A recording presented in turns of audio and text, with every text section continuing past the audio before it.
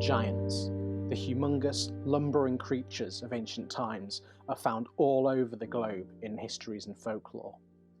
Most often their tales are tied to creation myths and prehistory, rather ironically, as their bones have often been confused with the real previous owners of this world, the dinosaurs. Today we will be looking back into the depths of history and mythology, discovering the many tales of these creatures and what they represent to humanity as a whole. The most ancient of inclusions we have of these hulking beasts is in the Book of Giants, which was found in the collection of the famous Jewish religious manuscripts, the Dead Sea Scrolls. This antediluvian, or pre-flood narrative, was referenced in the Hebrew book of Genesis, chapter 6, verse 4, where in this case the giants are referred to as Nephilim. It says, "The Nephilim were on the earth in those days, and also afterwards, when the sons of God went into the daughters of humans, who had bore them children. These were the heroes of old, warriors of renown." This continues in Numbers, chapter 13, verses 32 to 33. "The land that we have gone through as spies is a land that devours its inhabitants, and all of the people we saw in it are of great size. There we saw the Nephilim, and to ourselves we seemed as grasshoppers, and so we seemed to them." The fact the land mentions devours its inhabitants conjures images of primal hunger and shows how dangerous it is to occupy. With the Nephilim being its occupants, we can assume they must be as hardy and as feral as the land in question to call it their home, or in a Tolkien-esque metaphor, they and the land are intrinsically linked, for if they were righteous and human, they would not be cursed to call such a land home. In the Book of Giants, we are transported back to ancient times, pre-flood and prehistory. We are told before humanity as we know it existed, angels, referred to here as the sons of God, and the daughters of humans, birthed gigantic beings, referred to as the Nephilim, who towered over the normal human. These half-breed beings were created from lust and a rebellion of God's boundaries of creation. They were innately corrupt and cruel, and were posed as antagonists to God and their followers' righteousness. This almost feels like a distant cultural memory of Neanderthals and the other human species of which we shared this planet with, perceived through a religious lens. We saw these people as bestial, as the terrifying abomination that occurs when humanity strays from intelligence, order, and holiness, and instead grows muscular, lustful, and animalistic. This is how we envision many folkloric creatures, but the giant is the only one to share our physical human traits, whilst being unrelated via magical transformation or otherwise. We couldn't pass through the Old Testament without mentioning the most famous of giant stories, David and Goliath. This archaic tale continues with the anxiety humanity experiences when pitted against a foe of superior height and strength, where only ingenuity and courage will win the day. With a valley between them, the armies of the Philistines and the Israelites stared down one another until a champion stepped forward from the Philistine camp. He was over 9 feet tall and wore bronze from helmet to greaves, armed with a bronze javelin. This brutish warrior demanded the Israelites send forth a champion. He continued this over and over for 40 days. Daily, David, a young shepherd's boy, would make his way from Bethlehem to the Israelite camp to feed his 3 older brothers. One day, by the time he had arrived, the army had already gone forth to the battle lines. David ran to find his brothers, and in this hears the daily, terrifying bellow of the Philistines' champion. Eventually David is brought before Saul, the king of the Israelites, and David said to Saul, "Let no one lose heart on account of this Philistine. Your servant will go and fight him." Saul replied, "You are not able to go out against this Philistine and fight him. You are only a boy, and he has been a fighting man from his youth." But David said to Saul, "Your servant has been keeping his father's sheep. When a lion or a bear came and carried off a sheep from the flock, I went after it, struck it, and rescued the sheep from its mouth. When it turned on me, I seized it by its hair, struck it, and killed it. Your servant has killed both the lion and the bear. This uncircumcised Philistine will be like one of them, because he has defied the armies of the living God. The Lord who delivered me from the paw of the lion and the paw of the bear will deliver me from the hand of this Philistine." Saul said to David, "Go, and let the Lord be with you." David was armoured in Saul's armour, his sword and shield, but not being used to them, he swiftly removed them. As he approached the champion with only his staff and a sling, Goliath said, "Am I a dog, that you come at me with sticks? Come here, and I will give your flesh to the birds of the air and the beasts of the field." The two combatants charged at one another. David took a rock to his sling, it flew through the air and embedded itself into Goliath's forehead. He dropped to the dusty ground, and David took his sword and decapitated him. I can't help but feel this represents human progress and an aversion to a more archaic time. The duality of technology versus the natural order, that ingenuity and skill surpasses brute strength, and it helps to be on the side of a god. Giants are associated with prehistory and creation myths in more than just Abrahamic texts. The ancient Greeks believed a great war had been fought between the first gods, led by Zeus, and the Gigantes, half-breed beings with enormous strength and animal-like features such as serpent scales or lion heads. Called the Gigamancy, to properly explain this war, as ever, we must talk about the one previous to it. Uranus, ruler of the cosmos, was imprisoned by his son Cronus, Zeus's father. This event is referred to as the Titamancy, and begins when Gaia, Uranus's wife, made an adamantine sickle to castrate him. She attempted to convince her children to fight their father, but only her son Cronus was willing. Cronus managed to castrate his father, and from the blood that spilled forth from the cut, the Gigantes were born. Before his defeat though, Uranus had cursed Cronus, so just as he had, Cronus' offspring would rise up and overthrow him. From then on, time after time, whenever Rhea, Cronus' sister wife, gave birth, he would swiftly devour the infant in a paranoid fit. After the birth of her newest child, Rhea managed to hide them away, instead swaddling a magnetite rock in a blanket. Cronus swallowed the rock whole, and the child was hidden in a cave to grow. This child was named Zeus, and upon reaching maturity became Cronus' cupbearer. One day, Zeus mixed mustard with wine, and upon Cronus drinking it, he vomited, and his devoured children were spilled forth and freed into the world. Upon leading his siblings to victory, Zeus divided the earth with himself ruling the sky and air, Poseidon ruling the seas, and Hades the underworld. These and the rest of the pantheon were referred to as the first gods. In time, Gaia convinced the Gigantes to rise up against the first gods. The 100 Gigantes were eventually conquered by Zeus and the first gods, with Athena famously crushing the giant Enceladus under Mount Etna. He continues to thrash in rage to this day, with Mount Etna being one of the most active volcanoes in the world. Continuing with the previous theme, ancient Greece's giants were described as insolent and froward by Homer, and great and strong by Hesiod. It is said the Gigantes are a metaphor for the indigenous tribes of Thrace. With the ancient Greeks' arrogant predisposition for wisdom and intelligence, archaic tribes could only be perceived negatively, with the Thracian people thought of being created by the blood and ashes of the defeated giants. We again are gifted a tale from thousands of years ago, where cunning defeats brute strength. I think as humans we imagine ourselves as an underdog who uses intelligence to win the day, not to mention our own righteousness. This could be an inclination to a forgotten perception, where we as a species huddled in caves, terrified of the wild, hulking beasts outside, in full knowledge that only tools and guile would level that playing field. Heading to Northern Europe now, we continue to find creation myths that feature giants as a central part. In Norse mythology, when fire met ice, the melting, dripping water created the first giant, Ymir. From his sweat, a family of frost giants referred to as the Jotnar was made. They were breastfed by a huge cow referred to as Ordhumla, who in turn fed on a giant block of salty ice. Over 3 days, Ordhumla licked the ice block, and over that time a body began to emerge. This was Buri, another giant, and the grandfather of Odin, Vili, and Vi.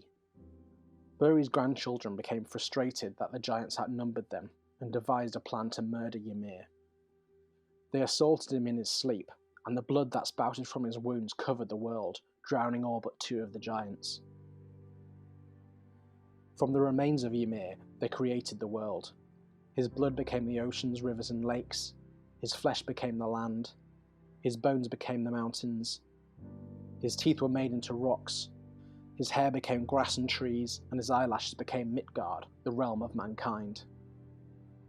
The brothers grabbed some of the sparks shooting out of Muspelheim, the land of fire, and upon throwing them into the sky, created the stars. As metaphors go, this one is rather apparent.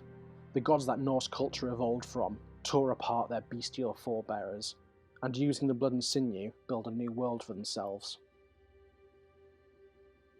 We now come to what inspired this delve into mythology, the giants of the British Isles. Celtic myths feature giants prominently for a variety of reasons. The great intermingling and travel of other cultures like the Norse to Britain would have encouraged a melding of folk tales as these cultures cohabited. One particular theory I enjoy is that of the retreat of the Roman Empire impacting our folklore. The Romans, like any empire, allotted significant resources into exporting their culture to the extremities of their colonies. In the context of Britain, this meant aqueducts, bathhouses, colosseums, roads, and a diligent organisation of urban areas. Ultimately, the Romans only had a brief relationship with Britain, with barely over 350 years of rule, before retreating back to their peninsula, under the threat of barbarian hordes. Like many imperial powers, their monuments and fortifications became unofficial cenotaphs, reminding all those living beside it of a power now long diminished. In time, the true use of these buildings became forgotten and muddled. These looming creations, bigger than anything anyone of the time could build, still stood strong. One would stare up, wondering how someone could construct such a thing, and if I have to bend my neck to stoop into my hovel, what size of creature would need an entranceway the height of 10 men to enter their house? Thus this created the rumour of giant humanoid beings once inhabiting these places. The great part of this is, despite knowing none of the context, ancient Britain still attempted to rationalise these hulking structures scattered across their land. The rationalisation continues with the creation of the Giant's Causeway, reaching from the north of Ireland to the southwest of Scotland. Fionn mac Cumaill was a legendary Irish warrior living in the north of the country with his wife, Uchna. Now there are many stories about how the causeway was formed, but this is the most popular. It is said that Fionn and Brenna, a giant living in Scotland, had animosity towards one another. Daily they would hurl insults at one another until eventually Fionn challenged Brenna, or the Red Man, to a fight. Upon Brenna accepting the offer, Fionn began throwing great boulders into the sea to create stepping stones in order to reach him. As Fionn got close to the Scottish shore though, he realised that Brenna loomed over him, being much larger in size than Fionn. Upon his realisation, he ran back to the Irish coast with Brenna pursuing him. The chase was at such speed that Fionn lost his boots, which is there to this day, a large boulder referred to as the Giant's Boots. Fionn managed to get back to his house and pleaded with his wife Uchna to help him. She wrapped Fionn in a blanket as one would a baby, and when Brenna arrived, she invited him in, apologising, saying that her husband had left to hunt deer. She then showed him around the house, and scattered around the table was a collection of weapons far too big for Fionn to use, unbeknown to Brenna. He was then handed what Uchna referred to as Fionn's favourite meal, which was in fact bread baked with an iron griddle inside of it. Instantly, as Brenna bit into the bread, 5 of his teeth shattered. Uchna then beckoned Brenna to see her baby, which was actually Fionn, swaddled in cloth. Brenna loomed over this apparently gigantic infant and came to a realisation that if Fionn can use weapons so big, bite through bread so tough, and sire a child so huge, Brenna is no match for him. With that, Brenna turned and scurried back along the causeway to Scotland. With the quick thinking of his wife, Fionn managed to live another day. Now moving to southwest England, a resident giant, a creation myth, and a folk tale that still lives to this day. The giant Gog-Magog, featured in Monmouth's Historia Regum Britanniae in 1136 AD, was said to have lived in the area we now call Totnes, Devon. This was until Brutus, or Brutus, of Troy, a fictional invader and pacifier of the British Isles, arrived. The character of Brutus tells us many things. He was created by monks during the supposed Dark Ages, and with his name and birthplace, it's changed the notions of the higher civilizations of southern Europe in times past, especially that of the Greek and Roman empires, which these monks obviously fetishized. To a monk in the Dark Ages, nothing would allude to Britain being a superior country more than a strong connection to those previous bastions of civility and power. This continued throughout our history, with the Tudors ensuring their lineage was attached to Brutus of Troy, only being replaced with Britannia as Britain's symbol in the 17th century. Once again, we stumble across a character that encapsulates the concept of progress, conquest, and a higher level of being, assaulting a creature from the old world, who happens to be a brutish monster. That being said, Brutus wasn't the one to fight Gog Magog. He had his champion, Corinus, do the heavy lifting, as written in the Historia Regum Britanniae. Corinus heaved Gog Magog onto his shoulders, and running as fast as he can under the weight, he hurried off to the nearby coast. He clambered up on top of a mighty cliff, shook himself free, and hurled this deadly monster, whom he was carrying on his shoulders, out into the sea.